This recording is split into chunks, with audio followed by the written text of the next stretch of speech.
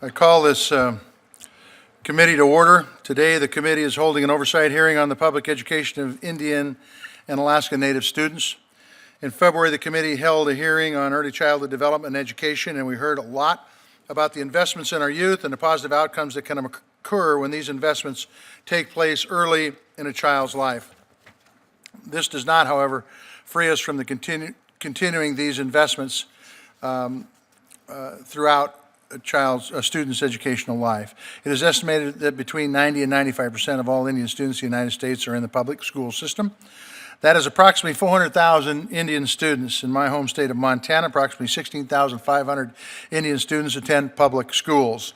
And yet, when we talk about Indian education, it often seems that we tend to overlook the programs affecting Indian and Alaska Native students in our public schools. So I am pleased that we're focusing on this important issue today.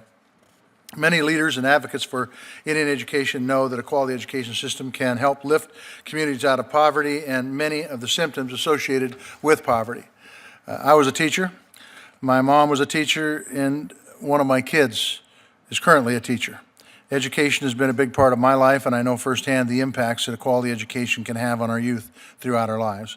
I believe that improving those opportunities can be a starting point for addressing many of the issues that are so prevalent throughout much of Indian country.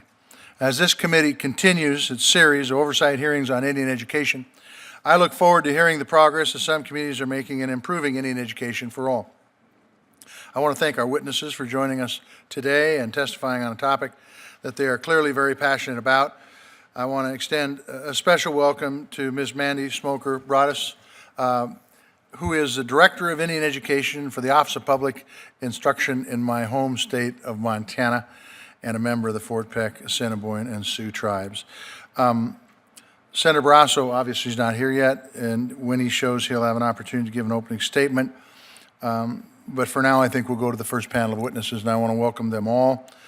First, we're going to be hearing from Ms. Mandy Smoker-Broadus, the Director of Indian Education for the Office of Public Instruction. We will then turn to Daniel Hudson, who is Chairman of the Wyoming State Impact Aid, followed by Dr. Alberto Siqueiros, sorry if I butchered it too bad, who is the Superintendent of the, say it into the mic again. Baba Kivri, Unified School District number 40 in Sells, Arizona, who's got some interesting testimony. And finally, we're going to hear from Brent Gish, Executive Director of the National Indian Impact Schools Association. I want to thank you all for being here today. For those of you that made a long trip, thank you. For those of you that made a short trip, thank you. We appreciate your testimony. I'm going to ask you to try to keep your testimony to 5 minutes. Your entire statement will be a part of the record. So we will start with you, Mandy, if you would.